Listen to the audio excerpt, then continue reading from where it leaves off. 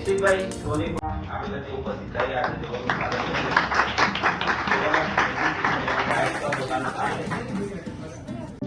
સોની સાહેબને વિનંતી કે ડાયસ પર નિધિબેન પટેલ તેઓને પણ વિનંતી કે સ્ટેજ પર પોતાનું સ્થાન લે.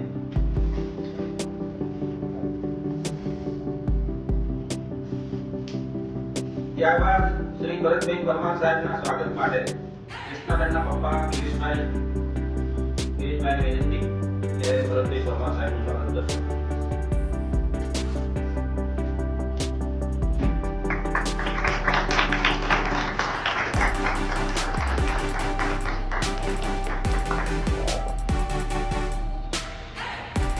ત્યારબાદ જર્નાલિસ્ટ શ્રી નિશ્ચિતભાઈ જોડી સાહેબના સ્વાગત માટે જયદીપભાઈ ભાલિયા.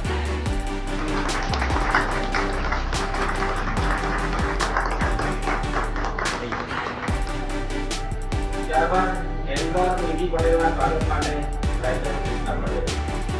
કૃષ્ણા પટેલને વિનંતી કે નિધિબેન પટેલનું સ્વાગત કરશે.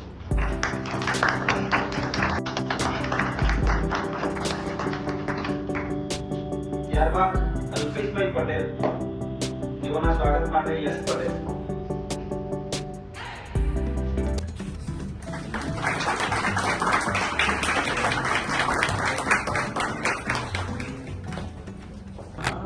એકવાર કે બે વાર તું આવું ના કર. અત્યારે ચાલે છે એમ ચાલો છે કે નવું ના કર. તું સમયસર હાજરી આપે છે એ વાત તારી મને ગમી, પણ મારું તો સાંભળ, તારી જ વાત ના કર. જોયા છે મેં ઘણીવાર લોકોને તરફડતા, મને તો ઊંઘ આપ, મારી સાથે આવું ના કર. અને થોડીક ધીરજ રાખ, મારે સીધું નથી મળતું, એટલે હું તને આપો ખંજરામ, ધીમે ધીમે થા કર.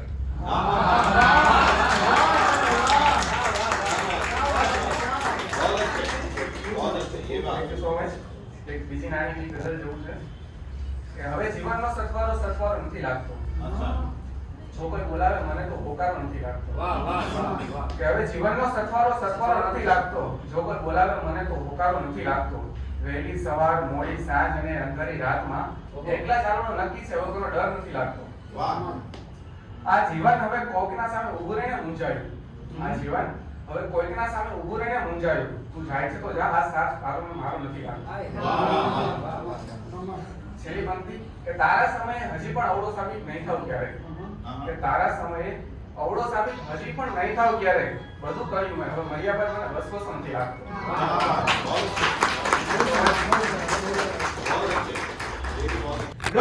લડે છે ઓછી પડે તો આ માણસ બરાબર નથી ને સમી સાથે જવું દરિયા કિનારે તો દરિયાથી અવળી પીઠ રાખી એ લોકોને ગાડીને જોયા કરે છે. આ માણસ બરાબર નથી.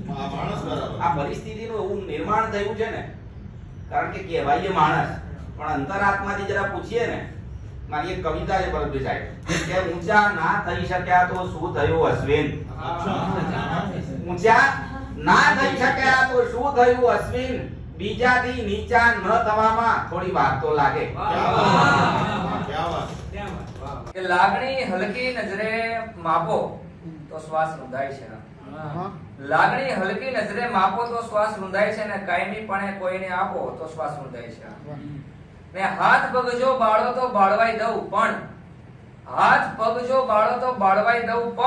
હૃદય સળગાવી જો તાપો તો શ્વાસ રૂંધાય છે. અને દર્દના શેરમાં દાદ હાય હાય હાય અપાય. વાહ ક્યા વાત હે કવિ. એને એવો કોઈ સાઈડ કે એમાં એની દાદ છે ને એની ફિક્સ હોય કે આવો શેર હોય તો આવી જ દાદ અપાય. બિલકુલ કે દર્દના શેરમાં દાદ આય હાય હાય અપાય ને દાદ મળે જો બાપો તો શ્વાસ રૂંધાય છે. અને નથી આશા કે પથ્થર સૌ પડી જશે, નહીતર ઈચ્છાઓ મારી લથડી જશે. ને મતલબી દુનિયામાં સીધા ન ચાલશો, નહીતર આવીને સૌ સાવ કચડી જશે. ને તને તારા જ એ ચાર વ્યક્તિ એક દી થતા શ્વાસ બંધ સ્મશાને ઢસડી જશે. અને આમ પણ ચાલે અને આમ પણ ચાલે છે. ચેતનભાઈ આમ પણ ચાલે ને આમ પણ ચાલે. નફટ છે માણસ જ્યારે ધડ ચાલે છે. કે આમ પણ ચાલે ને આમ પણ ચાલે છે. નફટ છે માણસ જ્યારે ધડ ચાલે છે ને એનાથી બે ડગ આગળ છે સફળતા. કૃષ્ણાબેન તમને અર્પણ છે કે એનાથી બે ડગ આગળ છે સફળતા. જે સફળતાની આગળ બે ડગ ચાલે છે. ને કિંમત સમયની કરવી જરૂરી છે ઓ દોસ્ત. કિંમત સમયની જરૂરી છે કરવી ઓ દોસ્ત. સમય જો કેવો ધડાધડ ચાલે છે.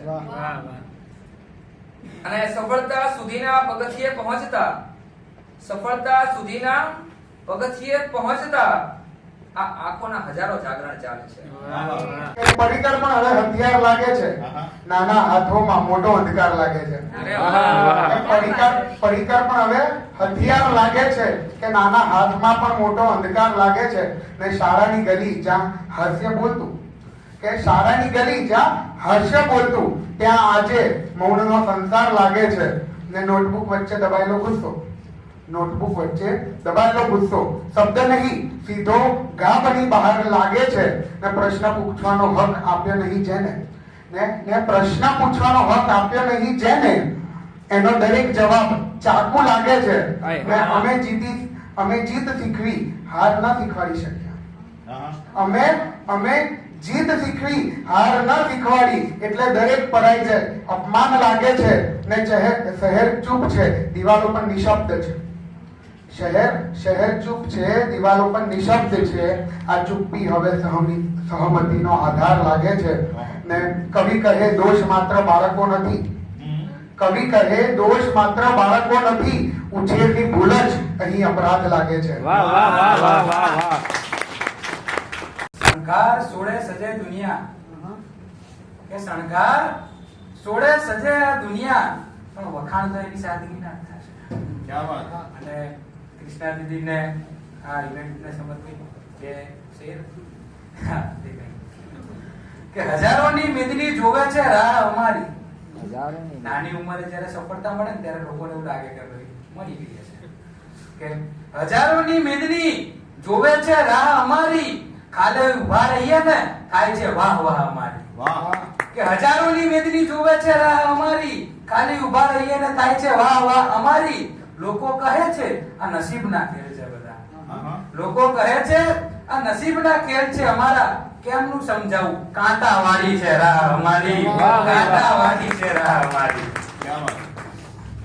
અને અહીં જેટલા મરદ મૂછાળા બેઠા છે કે ક્યાંક તો ઢીલા પડતા હશે. અમુક તો આ ઓગળી જેવું લાગે છે. એટલે એમના માટે કે હું સીધી રીતથી વાત નથી કરતો બાકી હું મતલબથી મુલાકાત નથી કરતો. લાગણીઓથી ભરપૂર શબ્દો છે તારા માટે. આ રીતે હું કોઈનાથી વાત નથી કરતો. કે હસતો ચહેરો છે તારા દરેક રોગની દવા. હસતો ચહેરો છે તારો મારા દરેક રોગની દવા. બાકી હું આમ ડોક્ટરની મુલાકાત નથી કરતો. અને રીસાવું ગમે મને જો મનાવાની હોય તું. રીસાવું ગમે મને જો મનાવાની હોય તું. જીવ્યો છું વટથી બધા સાથે પ્રેમ ભરી વાતો નથી કરતો. જીવ્યો છું વટથી બધા સાથે પ્રેમ ભરી વાતો નથી કરતો. અને ક્યુટ લાગે તું થોડો કરી લે ગુસ્સો. ત્યારે વિવેક ગમે બધાને પણ બધાને સમજાયા નથી કરતો. વિવેક ગમે બધાને પણ બધાને સમજાયા નથી કરતો. અને દરેક માણસને સંબંધોને સાચવવા ચોક્કસપણે જવું જ હોય તો કહીને જજે. માણેલી યાદો સાથે લઈને જજે. અને હું તો જીવા માંગુ છું ખુશ તને. કે હું તો જોવા માંગુ છું ખુશ તને. ભલે ને પછી બીજાની થઈને રહેજે. કે જવું જ હોય તો કહીને જજે. માણેલી યાદો સાથે લઈને જજે. હું તો જોવા માંગુ છું ખુશ તને. ભલે ને બીજાની થઈને રહેજે. અને નથી રંજ ના બોલાવે મને ક્યારેય જીવનમાં તું. નથી રંજ મને જીવનમાં ના બોલાવે ક્યારેય તું. મારી પાસેથી એક સ્માઈલ લઈને જજે. મારી પાસેથી એક સ્માઈલ લઈને જજે. ને માંગુ છું એક ગિફ્ટ પહેલી ને છેલ્લી વાર. માંગુ છું એક ગિફ્ટ પહેલી અને છેલ્લી વાર. કરી હતી આપણે જે વાતો એ મને દઈને જજે. કરી હતી આપણે જે વાતો એ મને દઈને જજે ને સર્વશ્રેષ્ઠ વ્યક્તિ છે જે ગમ્યું તને. સર્વશ્રેષ્ઠ વ્યક્તિ છે જે ગમ્યું તને. હું કઈ રીતે એ ચાહું કે તું दूसरों के साथ खुश है तो दिक्कत ही क्या, तुझे खुश ना देख सकूं तो मोहब्बत ही क्या. હું કઈ રીતે ઈચ્છું કે દુખી થાય કે સર્વશ્રેષ્ઠ હોય એ વ્યક્તિ જે ગમ્યું તને એને કહેજે એકવાર મને મળીને જજે. સર્વશ્રેષ્ઠ હોય એ વ્યક્તિ જે ગમ્યું તને એને કહેજે એકવાર મને મળીને જજે. અને કેમ એને મળવું? કારણ તો આપવું પડે, બાકી મળે નહીં. એ કારણ હું આપી દઉં કે મળે તારી પસંદ તો કહું શું પસંદ છે મારી પસંદ ને. સર્વશ્રેષ્ઠ હોય એ વ્યક્તિ જે ગમ્યું તને એને કહેજે એકવાર મને મળીને જજે. મળે તારી પસંદ તો કહું શું પસંદ છે મારી પસંદ ને. અંતમાં આ સલાહકારની સલાહ લઈને જજે. આ સલાહકારની સલાહ લઈને જજે. અને ભગવાનનું પત્તું પડ્યું ભારે. ભગવાનનું પત્તું પડ્યું ભારે એટલે મુકાઈ વિવેકથી. ભગવાનનું પત્તું પડ્યું ભારે એટલે મુકાઈ વિવેકથી. જે ગમે એ જોઈએ જ મારી આદત મુકાઈને જજે. ગમે એ જોઈએ જ મારી આ આદત મુકાઈને જજે. અને એ છૂટક શેર છે કે લોકો વાતો કરતા હતા, લોકો સાચા પડી ગયા કે શું? લોકો વાતો કરતા હતા, લોકો સાચા પડી ગયા કે શું? મુલાકાતમાં પાછા રાધા અને કૃષ્ણ અધૂરા રહી ગયા કે શું? લોકો વાતો કરતા હતા, લોકો સાચા પડી ગયા કે શું? મુલાકાતમાં પાછા રાધા અને કૃષ્ણ અધૂરા રહી ગયા કે શું? ને મળી ગઈ સામે તો મેં પૂછી લીધું. એ મળી ગઈ સામે તો મેં પૂછી લીધું તારા લગ્ન હતા થઈ ગયા કે શું? તારા લગ્ન હતા થઈ ગયા કે શું? અને સંબંધની વાત થાય ત્યારે સંબંધોના પાખર લઈ જાય કે સંબંધ છે ને કોઈ પણ સંબંધ એ તમને વ્યક્તિની ભૂલો સાથે તમને સ્વીકારતા શીખવાડે છે. તમે રૂડ છો, તમે એરોગેન્ટ છો, એ તમને તમારી ખરાબ ક્વોલિટી સાથે સ્વીકારે છે અને તમારી સાથે રહીને એ સુધારવાનો પ્રયત્ન કરે છે.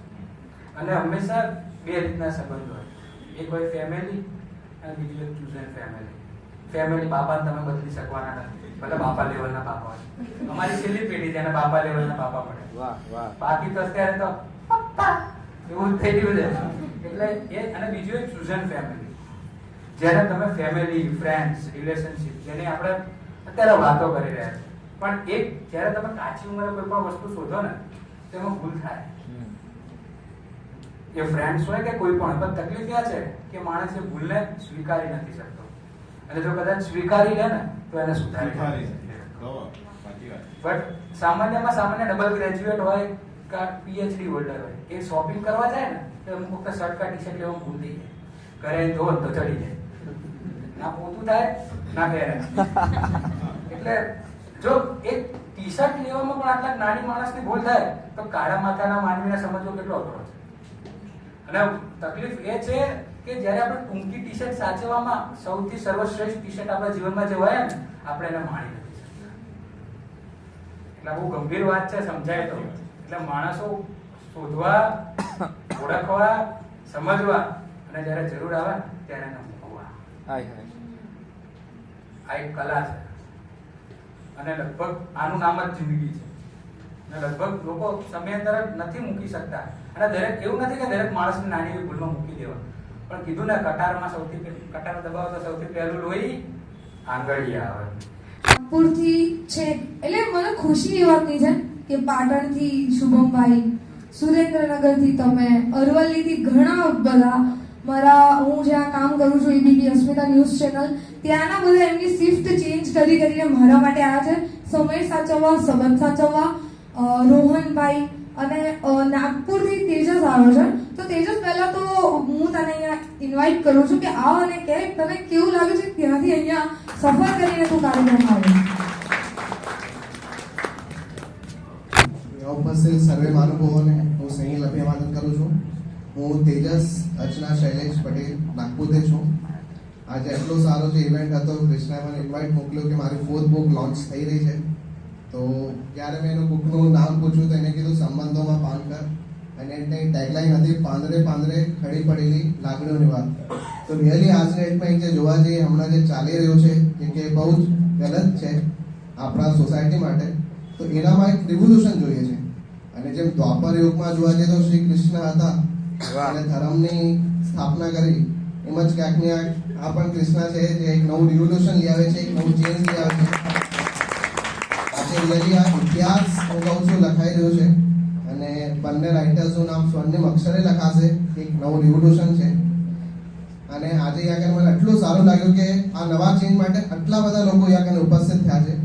અને બધા જ લોકોમાં એક કોમન વસ્તુ જોઉં ને તો એનામાં એ છે કે બધાને બધા કોઈક ના કોઈક વિષય પોતાની ફિલ્ડમાં બેસ્ટ છે. ઇન શોર્ટ કલાકાર છે. સરસ્વતી માની એના ઉપર આશીર્વાદ છે. તો યસ, હું પણ એક પાર્ટ ટાઈમ રાઇટિંગ કરું છું. બહુ સારી તો નહીં કરી દઉં છું. ઇન્સર્ટ રાખ્યા છે, બધા કોઈક ના કોઈ રીતે પોતાને આપણે કનેક્ટ કરી શકશો. તો રાઇટિંગ એવી રીતે છે, अपनी अपनी कलाकृति में निपुण हो तुम, कलाकारी की श्रेणी में संपूर्ण हो तुम, सर्वगुण एवं सरल विशेषताओं का आकार हो तुम, एक सच्चे कलाकार हो तुम, एक सच्चे कलाकार हो तुम. आपकी कला ईश्वर के वरदान से कम नहीं, आपको परास्त कर सके वैसा किसी में दम नहीं. एक सर्वगुण संपन्न व्यक्तित्व का आकार हो तुम, एक सर्वगुण संपन्न व्यक्तित्व का आकार हो तुम, एक सच्चे कलाकार हो तुम, एक सच्चे कलाकार हो तुम. आपकी छवि करती है हम सभी को मनमोहित, आपकी कथनी और करनी है हमेशा जनहित में हित. आज इस कार्यक्रम की सफलता का राज हो तुम, आज इस कार्यक्रम की सफलता का राज हो तुम, एक सच्चे कलाकार हो तुम, एक सच्चे कलाकार हो तुम. Thank you so much. કવિ કૃષ્ણ દવે સાહેબ કહે છે કે ઉગાડે એમ કદી ઉગવાનું નહીં. કોઈ ઉગાડે એમ કદી ઉગવાનું નહીં. આપણે તો આવડે બાવળની જાત, ઉગવાનું હોય ત્યારે પૂછવાનું નહીં. મારું નામ આશ્રિષા પટેલ અને હું as a news anchor news ચેનલમાં કામ કરી રહી છું. અને પહેલા તો ખૂબ ખૂબ અભિનંદન કૃષ્ણા તમને. સૌપ્રથમ જ્યારે કૃષ્ણાનો મને ફોન આવ્યો કે મારું બુક લોન્ચિંગ છે તો બહુ એક્સાઇટેડ હતી અને એને મને કીધું કે એક સેગમેન્ટ છે એમાં તારે મને બુક્સ ઓથર ટોક, તો એમાં તારે મને ક્વેશ્ચન પૂછવાના છે. તો સૌથી પહેલો તો મને એ જ ક્વેશ્ચન હતો કે એને પૂછવું શું, કારણ કે જેમ આપણે અહીંયા બધા ભેગા થયા છીએ આ બુકને આજે વધાવી લેવા, તો પહેલો ક્વેશ્ચન એ જ હતો કે આટલી નાની ઉંમર 26 વર્ષ માત્ર અને ચોથું બુક લોન્ચ, સૌપ્રથમ આપણે એમને વધાવી લઈશું તારીઓથી કે આ બહુ મોટી સક્સેસ અચીવમેન્ટ છે એમની માટે. કારણ કે એક વસ્તુ મેં સાંભળ્યું હતું કે વિચાર કે વાત મનમાં પડી હોય તો એની ઉપર વ્યાજ નથી મળવાનું, બટ ડેફિનેટલી આપણે કંઈ સામે મૂકતા નથી, આપણે તો વિચારો વાતો મનમાં જ હોય છે, બટ એની માટે ગટ્સ જોઈએ, બહુ હિંમત જોઈએ કે કાગળ ઉપર લખવું અને લોકો સમક્ષ રજૂ કરવું. તો સૌપ્રથમ મારો ક્વેશ્ચન તમને એ છે કે આ તમારી જર્ની કેવી હતી, તમને ઇન્સ્પિરેશન ક્યાંથી મળી અને ચોથી બુક તમે લખી રહ્યા છો તો એના વિશે થોડું જણાવશો. થેન્ક યુ સો મચ તમે બધા અહીંયા આવ્યા મને સાંભળવા પુસ્તક વિમોચન માટે. શરૂઆત કહું ને જર્નીની તો પહેલા તો તાકાત મમ્મીએ જ આપી, કેમ કે કોરોના ટાઈમ હતો અને કોલેજનું લગભગ 3rd યર હતું ત્યારે કવિતાઓ લખતી હતી ખાલી, તો મમ્મીએ મને પ્રેરણા આપી કે એના કરતાં યુટ્યુબ ચાલુ કર ને અને એમાં બધા સાંભળશે એમ. તો મેં કીધું હું અને આવી રીતે યુટ્યુબ ને બધું પ્રયત્ન કર્યો. પહેલી જ કવિતા જેવી જેમ લખાય એવી રીતે લખી અને લગભગ 1000થી વધારે લોકોએ પહેલી વાર જોઈ હતી એ કવિતા. એના પરથી મને હિંમત મળી કે હું કંઈક લખું, લોકો સુધી પહોંચે છે, લોકોને સમજાય છે કે હું શું કહેવા માંગુ છું. તો પહેલા તો એ જ એના પરથી ધીરે ધીરે હિંમત મળી અને બસ જર્ની ત્યાંથી ચાલુ થઈ અને અહીંયા સુધી છે. ઓકે, ખૂબ સરસ. હવે હું કૃષ્ણાબેનને પર્સનલી ઓળખું છું, બહુ અમારા કોન્ટેક્ટ્સ નથી બટ ડેફિનેટલી અમે અપડેટેડ હોઈએ છીએ એકબીજાથી. તો હવે મારો એક ક્વેશ્ચન છે કે તમે સાયન્સ ફિલ્ડથી બિલોંગ કરો છો અને આ વસ્તુ તદ્દન નવી છે, સાહિત્ય. ઇવન તો હું આર્ટ સ્ટુડન્ટ છું બટ ડેફિનેટલી આ એન્વાયરમેન્ટ આખું નવું છે. તો એ ક્વેશ્ચન કે આ તમારામાં ક્યાંથી આવ્યું કે મને આ ફિલ્ડમાં જવું છે, આમાં કામ કરવું છે? એનો એક છે ને રમૂજી એક કિસ્સો છે કે જ્યારે અમે લોકો કોલેજમાં મેં માઇક્રોબાયોલોજી કર્યું છે ગ્રેજ્યુએશનમાં, જે લોકો નવા છે જેમને નથી ખબર, અને પછી મેં જર્નલિઝમ કર્યું. તો જ્યારે પેલું પ્લેટ્સ ને બધું મૂકવાનું હોય ને, બેક્ટેરિયા ને આ જે સાયન્સના બધા છે, જે સાહિત્યકારો બન્યા તેમને ખબર હશે, એ પ્લેટ હોય એના પ્લેટ્સ કાઉન્ટ બધું ગણવાનું હોય. અને દેન પછી એવી ખબર પડી કે 3 વર્ષ પૂરા થશે ને પછી ઇન્જેક્શન લઈને લોકોનું લોહી આપણે પીવાનું છે, એવું બધું. તો એના માટે હિંમત નહોતી મારામાં કે હું એ કરી શકીશ. મારો એક રિપોર્ટ હું આપીશ, એનાથી સામેવાળા વ્યક્તિનું આખું જીવન નિર્ભર છે, કારણ કે આપણે રિપોર્ટ લખીને આપો અને ડોક્ટર દવા આપે બધું. તો એને બહુ જ મોટી જવાબદારી લાગતી હતી અને અંદરથી એમ થઈ ગયું ના ના ના ના, આ આપણો જન્મ આના માટે થયો જ નથી એમ. તો બસ ત્યાંથી પછી વિચાર્યું કે આના પછી હું શું કરી શકું, અને ધેન મને 2-3 લોકોને પૂછ્યું અને એમણે મને સજેસ્ટ કર્યું કે બોલવું છે, લખવું છે, તો જર્નલિઝમ છે આ ફિલ્ડ. અને ધેન પછી મેં જર્નલિઝમમાં એન્ટ્રી કરી અને આગળ ભણ્યું. હવે એક અરવલ્લી એક એવો જિલ્લો જ્યાંથી આપણે બિલોંગ કરીએ છીએ, બહુ નાનો એવો, અને આમ કહેવાય કે મોટા ટાઉન્સની વચ્ચે ક્યાંક લુપ્ત થઈ ગયેલી જગ્યા, ત્યાંથી કૃષ્ણાબેન બિલોંગ કરે છે. ત્યાંની જર્ની, ત્યાંથી અમદાવાદ આવવું, આટલી હસલવાળી લાઈફ, આટલી ફાસ્ટ લાઈફમાં આવવું, તો મજા આવે છે આમાં? એ એક્સપિરિયન્સ સારો હતો કે આ? મજા તો ત્યાં બી આવતી હતી. જ્યારે ત્યાંથી અહીંયા અમદાવાદ આવવાનું હોય, બસમાં બેસવાનું હોય ને, એટલે એમ થતું હતું કે કંઈક છૂટે છે. એક તો પરિવાર તો છૂટતો જ હોય, પણ કોઈ સાહિત્યકાર કહી રહ્યા છે કે જો કંઈક પામવું હોય ને તો ઘર, પોતાનું કમ્ફર્ટ ઝોન છોડીને બહાર જવું પડે તો જ પડે. અને એ વખતે કેવું હતું કે અરવલ્લી જિલ્લામાં રહેતા હતા તો મમ્મી પપ્પા આગળ રહેતા હતા, પરિવાર સાથે રહેતા હતા. એના પછી અહીંયા આવું ને એના માટે પહેલા તો પેરેન્ટ્સને કન્વિન્સ કરવા. એક દીકરી, તમે બી દીકરી છો, હું બી એક દીકરી તરીકે છે ને, મમ્મી પપ્પાને પહેલા ભરોસો અપાવડાવવો પડે કે હા તમે મૂકો, હું કરી લઈશ. તો એ સૌથી ટફ હતું મારા માટે કે કેવી રીતે હું એમનો વિશ્વાસ જીતું ને કેવી રીતે હું એમને એવું સાબિત કરીને બતાવું કે જો પપ્પા હું એબલ છું, જો મમ્મી હું એબલ છું, હું કરી લઈશ, તમે મને જવા દો. તો બસ એવી રીતે ત્યાંથી પછી એક જીત હતી. જેમ કે આપણે બધા જે એક્ટર્સ હોય ને એમની માટે મુંબઈ ડ્રીમ સિટી હોય, એમ મારી માટે છે ને અમદાવાદ ડ્રીમ સિટી છે. અને નો ડાઉટ અમદાવાદ શહેરે મને બહુ જ, આપણે કહેવાય કે આપણે અમદાવાદ શહેરને આટલો પ્રેમ કરીએ, પણ ના, આ 1.5 વર્ષમાં મને અમદાવાદ શહેરે એટલો પ્રેમ આપ્યો છે. આ બધા કવિઓ, મિત્રો મળ્યા, અને આજે એટલે જેટલા બી તમને આ ઓડિયન્સમાં દેખાય છે ને, બધા ક્યાંક ને ક્યાંક મારા માટે બહુ જ સ્પેશિયલ છે. આ બધા મને અમદાવાદે આપ્યા છે ગિફ્ટમાં, તો મજા કેમ ના હોય? આ લોકો હોય ને, એટલે બસ આ બધી બહુ બધા લેખકોને જે સપના હતા એ લેખકો મળ્યા, એ ફિલ્ડ મળી, જ્યાં કામ કરવા મળ્યું, એટલી રિસ્પેક્ટ મળી, તો બસ મજા જ મજા. સરસ. અને જે તમે પેરેન્ટ્સની વાત કરી કે પરમિશન લેવું, પહેલા એમને વિશ્વાસ અપાવો, તો એના વિશે થોડું કહેજો. આમ તો ઘણી બધી બાબતો હોય. જેમ કે છે ને એક બહુ જ કડવો અનુભવ, આ બધા 4 પુસ્તક છે ને બહુ જ કડવા અનુભવોમાંથી જ આવ્યા છે. ગમે એટલું તમે સરખું ચાલતા હોય ને તો તમારી ઠેસ ક્યાંથી વાગી જાય તમે પડી જાઓ. એટલે ઘણા એવા કિસ્સાઓ છે જે હું કદાચ અહીંયાથી રજૂ નહીં કરી શકું, એ ખાલી મેં અનુભવ્યા છે. એક છોકરી હોય કે છોકરો જીવનમાં કોઈ આગળ વધતું હોય ને તો 4 લોકો એવા હોય જેમને ના જ દેખાતું હોય કે હવે એને ઈર્ષા કહો કે તમે કંઈ પણ કહી શકો એમ. તો એ છે ને બહુ પડકારો રહ્યા હતા જીવનમાં કે ઘણા બધા એવા લોકો મારા નજીકના હતા જેને મને ખબર ના પડવા દીધી કે એ લોકો ક્યાંક મારું સારું નથી ઈચ્છતા. તો હવે એ ફેમિલી ફ્રેન્ડ્સ હોય જ, એટલે મમ્મી પપ્પાને ઓળખતા હોય. એટલે એકાદો કિસ્સો એવો બન્યો હતો કે જ્યાં હું અહીંયા દૂર છું, આટલા દૂર 90 કિલોમીટર રહી, તો ત્યાં મમ્મી પપ્પા હોય, હું અહીંયા હોઉં, તો પેલું કાન ભરાવવાનું ને લોકો, સમાજના લોકો આવીને સંભળાવે કે તમે ખોટી ફિલ્ડમાં છોકરીને મૂકી દો, ખોટું બધું થઈ રહ્યું છે એમ. તો એ વખતે છે ને મમ્મી પપ્પાને સતત એવું કહેવાય ને કે આશ્વાસન આપતું રહેવું કે ના ના પપ્પા હું જે કરું છું, ના ના મમ્મી હું જે કરું છું, તમે બસ મારા પર ભરોસો રાખો, હું કરીશ. તો એવા ઘણા એવા કહી શકાય કે અવરોધો વચ્ચે આવ્યા હતા જે ઘરના આંગણે સુધી, અને પેલું કહેવાય ને કે જે માણસ છે ને આખી દુનિયા સામે લડી શકતો હોય એ ઘર આંગણે હારી જાય છે. તો એક્ઝિટ મારી સાથે ઘણી બધી વાર, એક વાર નહીં લગભગ 4 થી 5 વાર એવા બહુ જ અનુભવો થયા છે જેના લીધે મમ્મી પપ્પાનું અને દુઃખ પહોંચ્યું હશે મારા કારણે.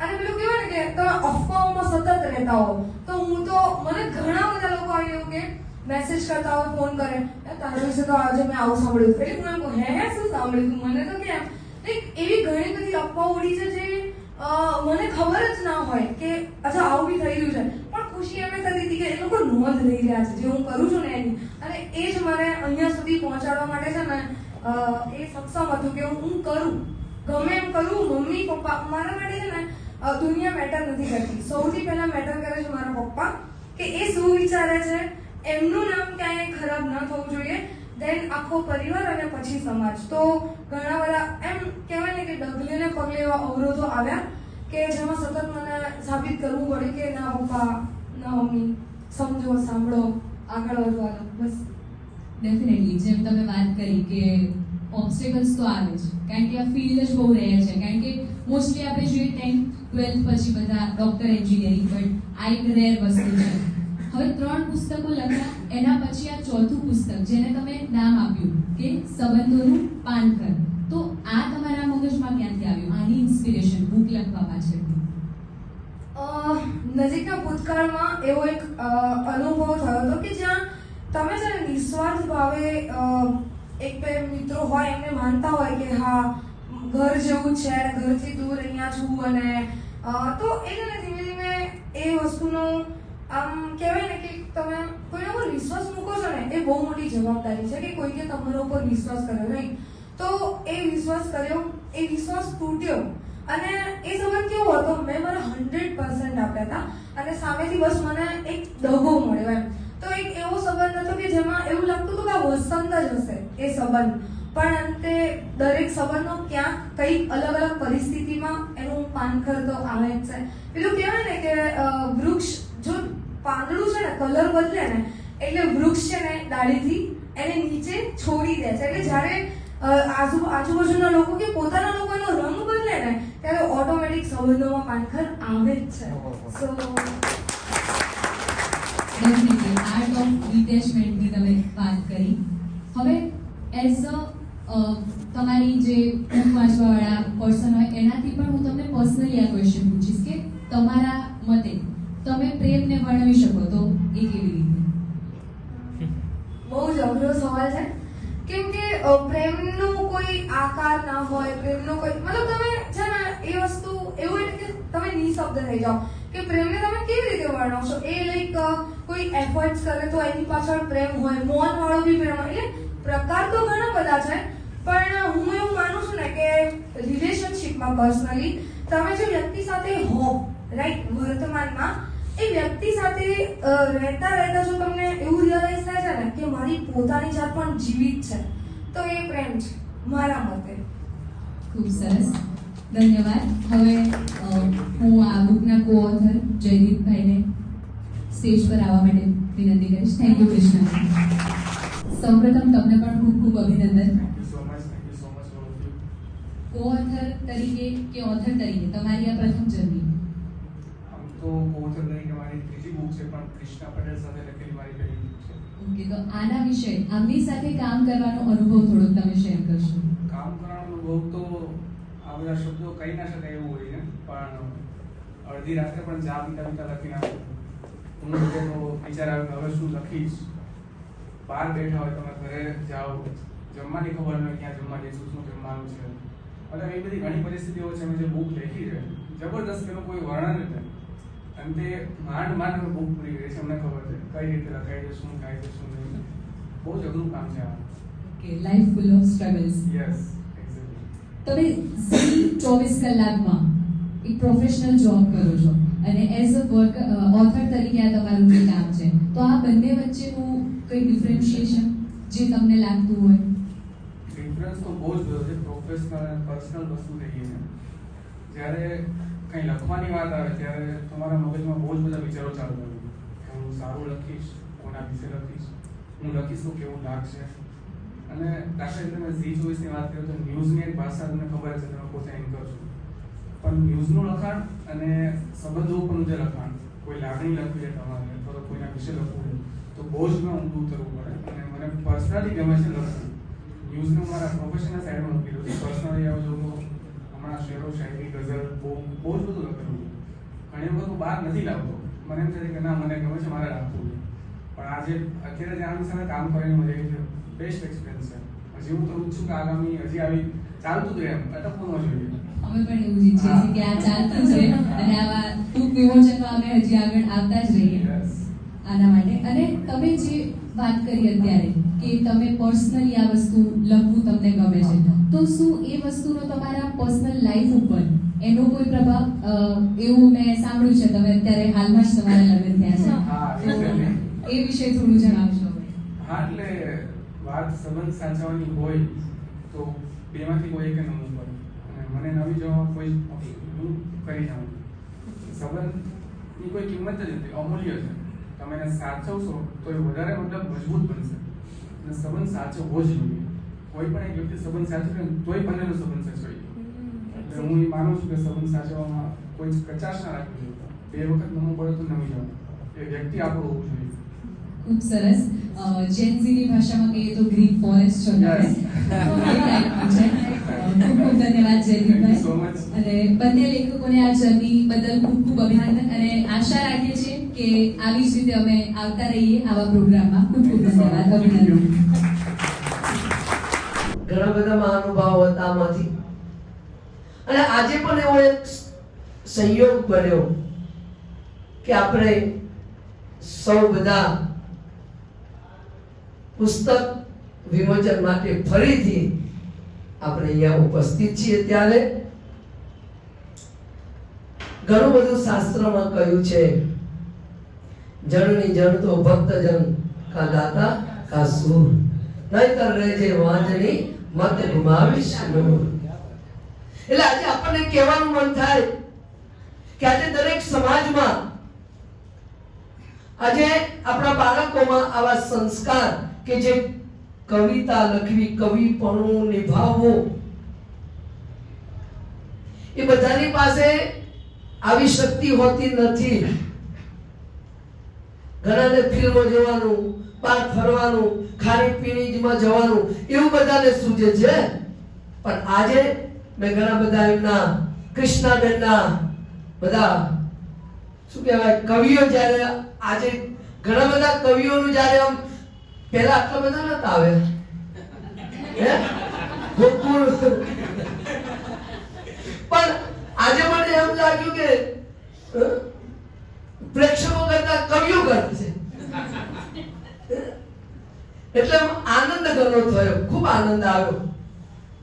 એટલે કૃષ્ણાબેન પટેલ પાટીદાર સમાજની આજે દીકરી નાની ઉંમરથી લઈ કરી અને આજે અત્યાર સુધી એને પુસ્તક લખ્યા. અને કહેવાય છે કે ભાઈ બધુંય મળે, પૈસો મળે, સુખ મળે, વૈભવ મળે, બધુંય મળે, પણ બુદ્ધિ કોઈની પાસે કવિતા લખવા માટે મળે? મફતમાં મળશે ક્યાં? માગવા જશો તોય નહીં મળે. પણ એ આપણને મળ્યું છે તો એનો સદુપયોગ કેમ કરવો એ આપણને આવડવું જોઈએ. એટલે જે પરિવારોમાંથી કલકત્તાના એક પરિવાર કે ગોકુળ, હા, જીવતું જાગતું ગોકુળ નિવાસ, વિચાર કરો એ પરિવારનો કેવું જીવન હશે. ત્યારે એમને આજે એ પુસ્તક વિમોચન માટે એમને કૃષ્ણાબેનને વિનંતી કરી. તો એમાંથી કંઈક આપણે મેળવવું જોઈએ ને. પરમાત્માએ આપણને માનવ જીવન તો આપ્યું છે, પણ જિંદગી કેમ જીવવી, જિંદગીની સફર કેમ જીવવી, એના માટે લઈ કરી અને આજે આપણને આમાંથી કંઈક પ્રેરણા લેવી જોઈએ કે ભાઈ આજે યુવાની છે, યુવાની આજ મળી છે અને યુવાની કાલે વહી જશે, ખબર પડશે નહીં. પાણીના રેલાની જેમ યુવાની પૂરી થઈ જશે બાપ, હાથમાં કઈ નહીં રહે. તો યુવાની મળી છે તો યુવાનીમાં કંઈક પોતાના જીવનમાંથી આત્મા કલ્યાણ માટે કરીને પણ એવી કવિતાઓની રચના કરો કે એમાંથી કઈક પ્રેરણા મળે આપણને જીવન જીવવાની.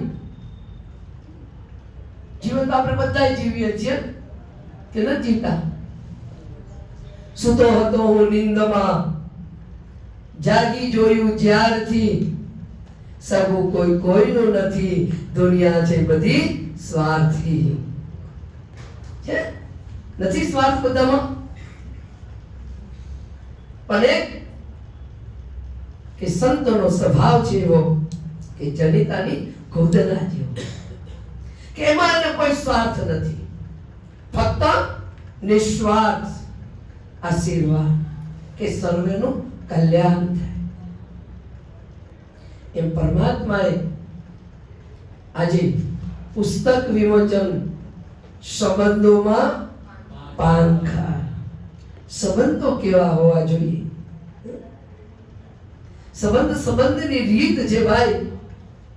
જીવન કેવું જીવવું એ તમારા હાથની વાત છે. બાકી પરમાત્માની આપણા સર્વે ઉપર એટલી બધી કૃપા છે, એટલી બધી કૃપા છે કે આજે આપણને મનુષ્ય અવતાર મળ્યો છે.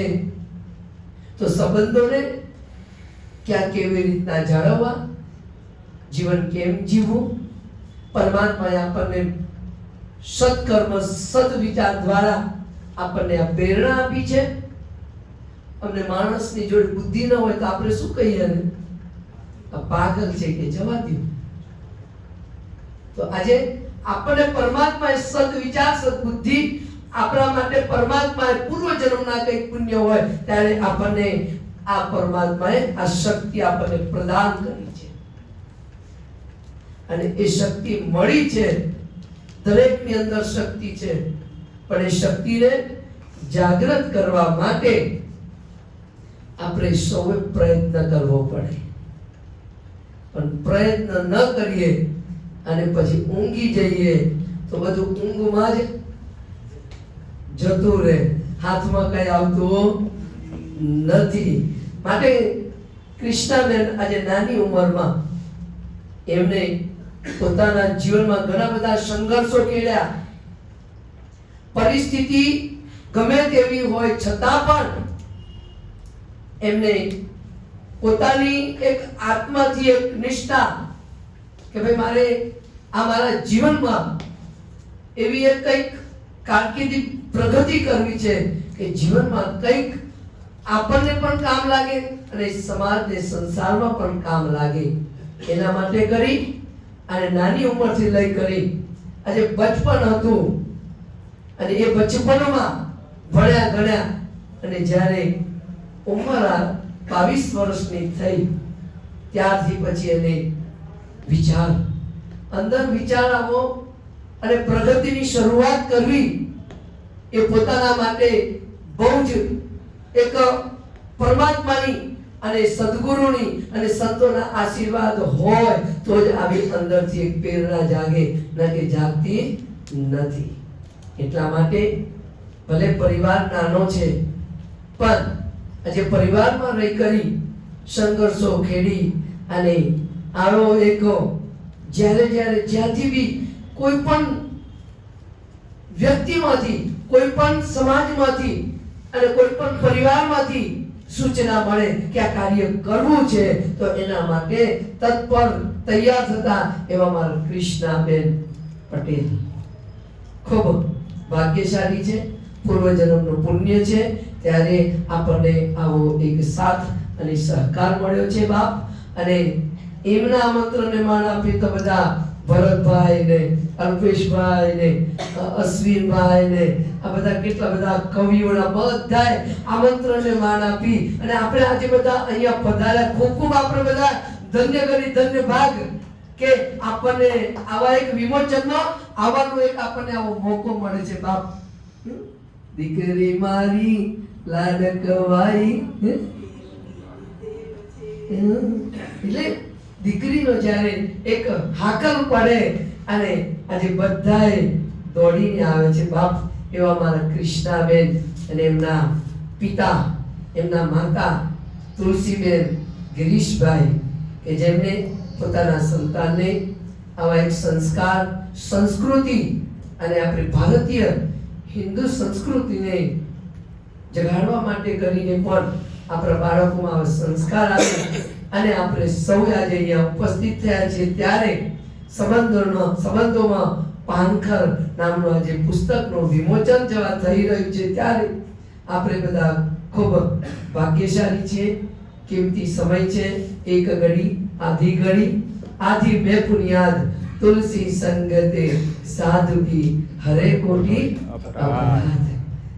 બોલવા જઈએ તો જેમ કોમ્પ્યુટરમાં જેમ ડેટા દબાવીએ ને એમ કોમ્પ્યુટર ખુલતું જાય એમ આ કવિઓ હોય સંતો હોય એને તમે માઇક દો ને પછી ઊભું ના રહે એ પછી રાત ક્યાં વહી જાય અને પછી બીજા બધા ઘડિયાળ જોવે એ કે હવે મન સ્થિર રહેતું નથી એટલે આપણે એવું ન થાય એટલા માટે એક ઘડી આધી મેં પુનિયા તુલસી સંગત સાધુ કી હરે કોટી અપરાધ માટે આપ સર્વેના અમને દર્શન થયા અને પુસ્તક વિમોચનમાં અમને લાભ મળ્યો એ બદલ આપ સર્વેનો ખૂબ ખૂબ આભાર. જય સિયારામ.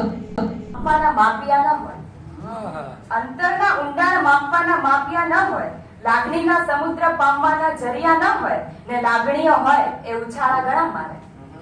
લાગણીઓ હોય એ ઉછાળા ઘણા મારે, લાગે કે ડૂબી ગયા પણ ડૂબ્યા ન હોય. ધારો તો તરી જવાય ખારા દરિયા પણ કલમ, ધારો તો તરી જવાય ખારા દરિયા પણ કલમ, અઘરા તો એને માટે જે હજી તર્યા ના હોય. અત્યાર સુધી જે આપણે વાતો કરી છે ને એ શિષ્ટ સાહિત્યની વાતો છે. જે શિષ્ટ સાહિત્યમાં જે લખાયું છે, શિષ્ટ સાહિત્યમાં જે બોલાયું છે એની વાતો છે. પણ જો આને આ વસ્તુ આપણે લોક સાહિત્યમાં કહેવી હોય તો કઈ રીતે કહેવાય એ અમે આજે તમને તમારી સમક્ષ રજૂ કરીએ છીએ.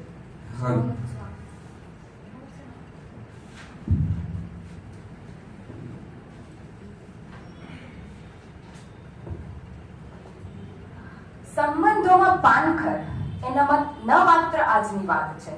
આજથી વર્ષો પહેલા પણ સંબંધોમાં કેટલાય સંબંધોમાં પાનખર આવી ગયા છે અને એ આપણા લોક સાહિત્યમાં હજી પણ ધબકતા રહે છે. તો એવા જ એક સંબંધનું પાનખર અને એની ઘટના આજે તમારી સમક્ષ મૂકીએ કે વીર માંગડા વાળો. કોઈ પણ કદાચ અહીંયાથી બેઠેલું અજાણ નહીં હોય કે વીર માંગડા વાળો એના રગરગમાં ખુમારી શૌર્ય ભરેલું છે અને યુવાન અવસ્થા એટલે પ્રેમની અવસ્થા અને એ જ વયની પદ્મા છે અને માંગડા વાળો તેના કાકાના ઘરે ગયો છે અને ત્યાં જ રહેતી પદ્મા સાથે પ્રેમ સંબંધે બંધાય છે. માંગડા વાળો એટલે શૌર્ય ભરેલું, એની સામી છાતી એને કોઈ હરાવી ન શકે એટલે એને મારવા કાવતરા કરે અને કે આને તો પતાઈ જ દેવો છે. પછી છે કે એક વખતનો સમય છે, પદ્મા અને માંગડા વાળો ચોપાટ રમવાની તૈયારી કરતા હોય. ત્યાં મૂંગ્યો ઢોલ વાગ્યો કે ગાયોને દુશ્મનો લઈ ગયા છે અને એને બચાવવા માટે ધીંગાણે ચડે.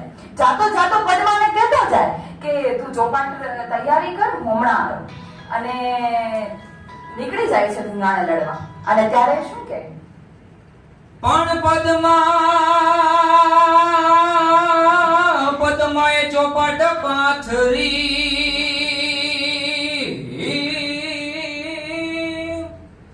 હરે એને ખેલ વાપરી તું નાય ખેલ. પણ માંગડો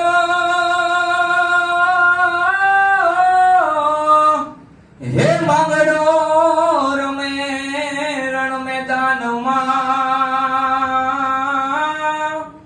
હરે એને જીવન મરણ નાય ખેલ. દુશ્મનો સામે લડવામાં માંગડો કામ આવી ગયો અને એની છાતીમાં કટારીની એક અણી રહી ગઈ. એનો જીવ કલ્પાત કરે છે. એને એક વડલા નીચે એના દેહને દાટવામાં આવે છે અને એ જે વડ હોય છે ત્યાં એ ભૂત બનીને ભટકે છે. અને ત્યારે શું કે અને એ જાતા કાકાને એનો દેહ છોડે છે ત્યારે એના કાકાને કહેતો જાય છે કે મામા મારી પદ્માને કહેજો મારા છેલ્લા રામ અધૂરી રહી મારી પ્રીતડી રે માણા નહીં જોવે મને તો રોહે આહુડાની ધાર એને કેજો રડી રડી દુખી ના થાતી માણારાય. અને કાકા પાછા ફરે છે. પદ્મા ત્યાં જ બેઠી છે. એ માંગણા વાળાની રાહ જોતી બેઠી છે. મારો માંગડો હજી સુધી આવ્યો કેમ નહીં?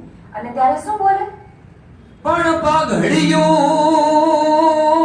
રે હે 50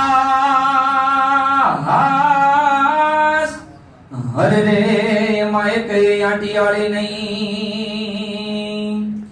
પણ ઈ ઘોડો હે ઈ ઘોડો ને યસવાર હરે રે હું તો મિતેન ભાડો મારો માંગડો. તેના કાકા પદ્માને કહે છે તારો માંગડો યુદ્ધમાં કામ આવી ગયો છે. તું રડવાનું બંધ કરે. ગાયો માટે બલિદાન થઈ ગયો છે. અને શું કે? પણ પદ્મા તારો રે પ્રીતમ હરે રે ઓલી હેરણની હદ માર્યો. એને કેજો હે કેજો જાજા રે જોહાર હરે રે આવું મરતા બોલો વીર માંગડો. માંગડા વાળા માટે પદ્મા બધું જ હતી. વખત વીતે છે. પદ્માના લગ્ન બીજા નક્કી થાય છે. અને માંગડા વાળો તો એ ભૂત બનીને ભટકતો હતો. અને પદ્માની જાન એ ગામ તરફથી નીકળે છે. પેલા વડેલા નીચે આરામ કરવા ઊભી છે. અને ત્યાંથી તેના કાકાને કોઈના રડવાનો અવાજ આવે અને પૂછે કોણ રૂવે છે? ત્યાં તો જુએ છે તો ઉપર આંબળાની જગ્યાએ લોહીની ધારા ટપકે છે. અને પૂછે ત્યારે શું કે? પણ સૌ રૂવે હે સંસાર હરે રે એની આંખોથી પાણી ઝરે. પણ ભૂતડા એ ભૂતડા રૂવે એ ભેંકાર એની લોચન થી લોહી જરે. કાકા પૂછે એ ભૂત બનીને કેમ ફરે છે? ત્યારે માંગડો કહે કે મારી છેલ્લી ઈચ્છા હતી પદ્માને ભરવાની. એ રહી ગઈ છે. અને મને કાકાને વિનંતી કરે છે કે મને પદ્માને ભરવા દો. કાકા ના પાડે છે પણ મનાવીને તોય એ વરરાજાના દેહમાં પ્રવેશ કરે છે અને નીકળે છે પદ્માને પરણવા. પદ્માને આ વાત ફક્ત કાકા જ જાણતા હતા. પણ જેવી પદ્મા માંગડા વાળાને જોવે છે ને ઓળખી જાય છે કે આ મારો માંગડો જ હોય, બીજું કોઈ નહીં. અને રાજીના રેડ થઈ જાય છે. પરણે છે, જાન પરત ફરે છે. પાછી એ વડેલા નીચે ઊભી છે.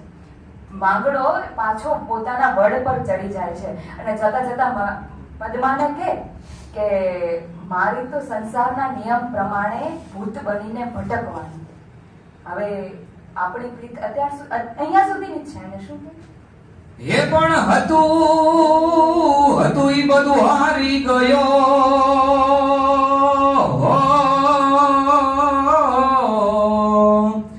હરે રે મારો ખજીનો બેઠો બધું ખોય. પણ કામણ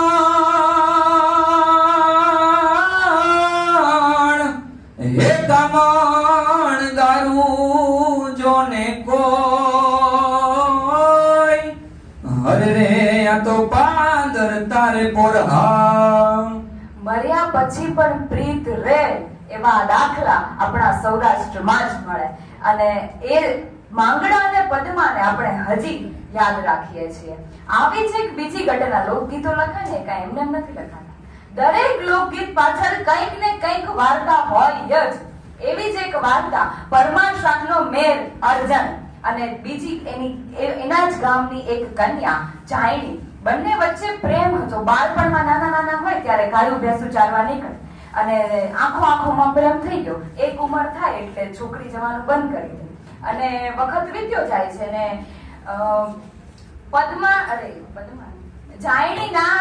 જાયણીનું સગપણ અર્જણના મોટા ભાઈ લાખા સાથે થાય. અર્જણ કે હવે તું મારી ભાભી થઈ, ભાભી એટલે માં સમાન, હું મારે કામ મેળીને અહીંયાથી નીકળી જાઉં છું, હવે મારે અહીંયા ના રહેવાય. ત્યારે જાયડી કહે છે કે મેં તો તને મનોમન મારો પતિ ધારી લીધો છે, હવે હું બીજે લગ્ન ન કરું. અને ત્યારે કહે છે કે મેં તો તને મનોમન ધારી લીધું છે પતિ, અને એ કહે છે કે અને ત્યારે શું છે કે ત્યાંથી નીકળી જાય છે. અને વતન તો વતન કહેવાય ને, વતનની વાત તો આવે. એ કે દિવસે નથી જવું પણ હું રાત્રે જઈશ. રાત્રે ગામમાં પાછો આવે છે, વડલા નીચે બેઠો બેઠો પાવો વગાડે છે. પાવો વગાડીને પાવો સાંભળીને જાયણી બહાર આવી તો એને પડછાડ્યો છે તો કે તમે અહીંયા કે પાવો સાંભળવા આવી છું, મને મારી મર્યાદાની ખબર છે પણ હું પાવો સાંભળીને નીકળી જઈશ. અને કહે છે કે મેં તને પતિ માની લીધો છે તો મને સ્વીકાર કર લે, તારા ગાયું ભેંસું લઈ લે, આપણે અહીંયાથી નીકળી જઈએ.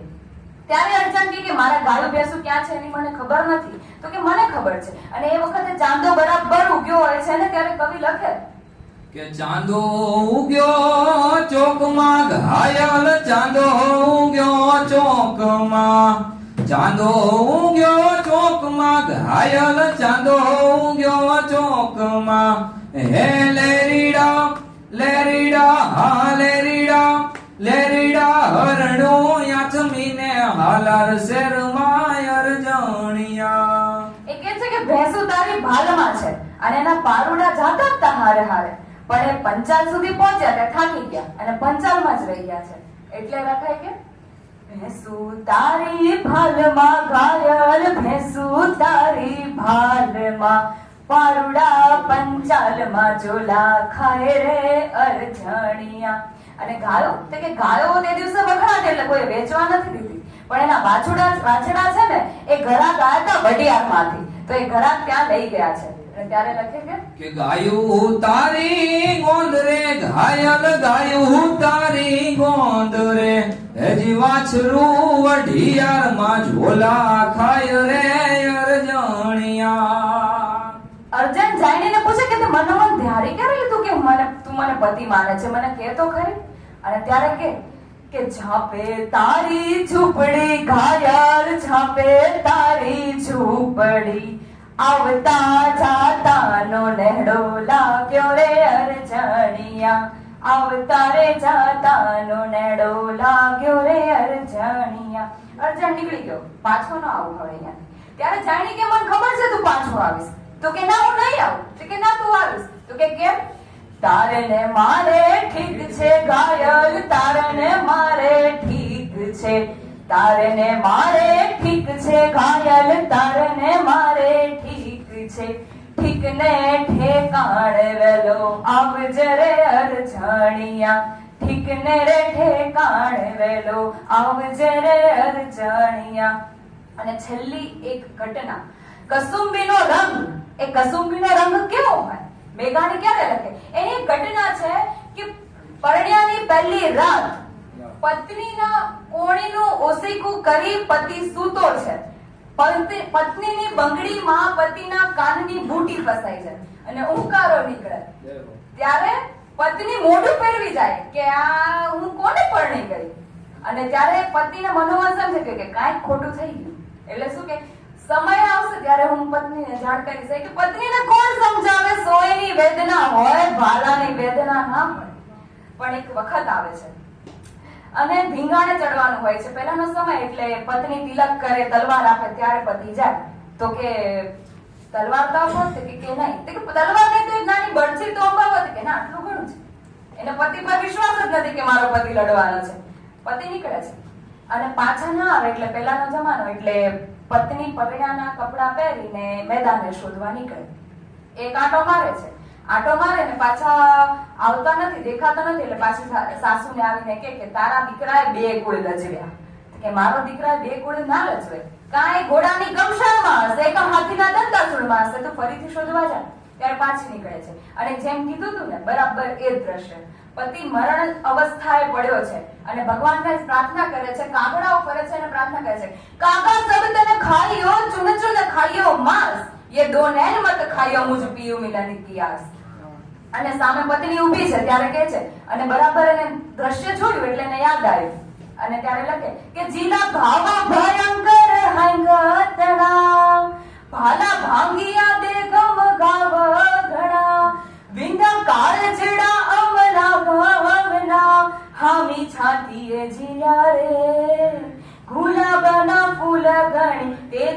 ચૂડીની સીપે રે કણકણિયો તો વાલા ધણી ઊંધું સમજી ભાગણ હું થઈ મારી ભૂલ ગણી ઊંધું સમજી ભાગણ હું થઈ મારી ભૂલ ગણી. અને લાકડાની કાઠ ખડકાણી છે, પતિનું મસ્તક ખોળામાં લીધું છે, પદ્માસન વાળ્યું છે અને આગ લાગી એટલે પદ્માસન છૂટ્યું અને પતિનું મુખ પત્નીની પગની પાનીએ અડ્યું અને વેગાણી સાહેબ લખે કે વાલી દિલ દારાની પગની મહેંદી પરથી ચૂમ્યો કસુંબીનો રંગ, હોરાજ મને લાગ્યો કસુંબીનો રંગ, હોરાજ મને લાગ્યો કસુંબીનો રંગ.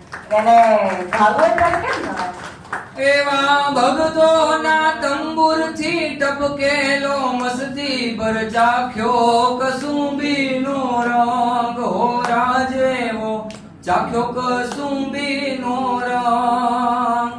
એવી વહાલી દિલદારાની પગની મહેંદી પરથી ચૂમ્યો કસુંબીનો રંગ, હો રાજ મને લાગ્યો, હો રાજ મને લાગ્યો, હો રાજ મને લાગ્યો કસુંબીનો રંગ, હો રાજ મને લાગ્યો કસુંબીનો રંગ. આવું આપણું ધબકતું લોક સાહિત્ય દરેકના હૃદયમાં ધબકે છે અને આવા તો કેટલાય લોકગીતો આપણી પાસે છે અને એ જે ભેગું કર્યું છે એમને વંદન કરીને અમે અહીંયા સમાપ્ત કરીએ.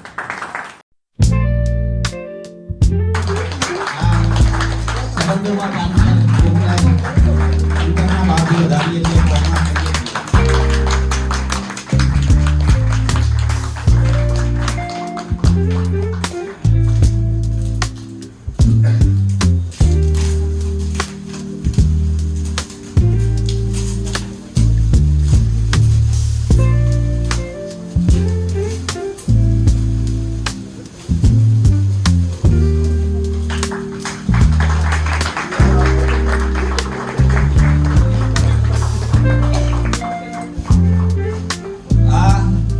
ક્ષણોના આપણે બધા લાગીના સાક્ષી છીએ.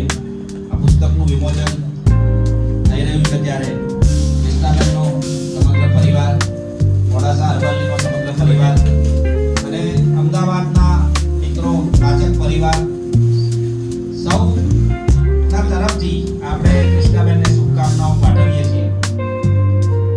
એક લેખક તરીકે આપની ભૂમિકા સમાજમાં સાચા અર્થમાં શ્રેષ્ઠ સાબિત થાય એવી પરમાત્માને આપણે વિનંતી કરીએ છીએ કે આપ આ રીતે લખતા જ રહો, લખતા જ રહો.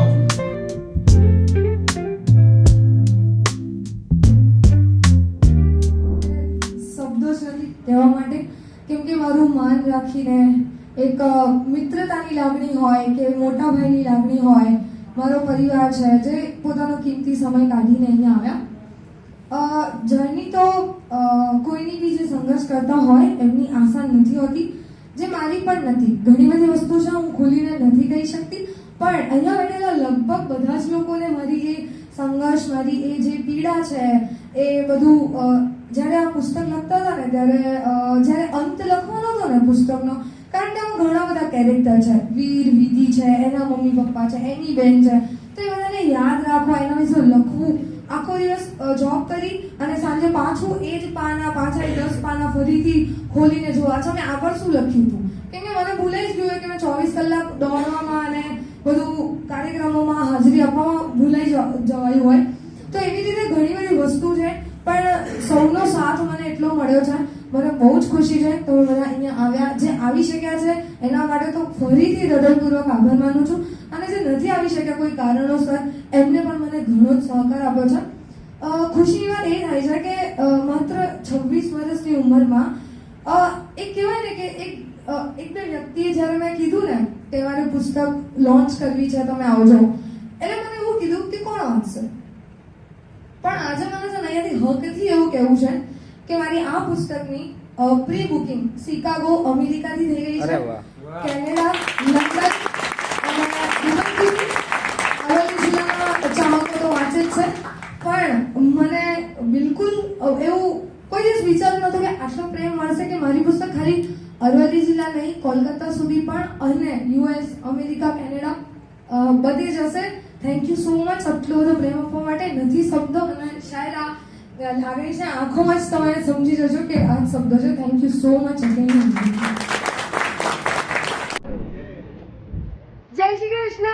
જય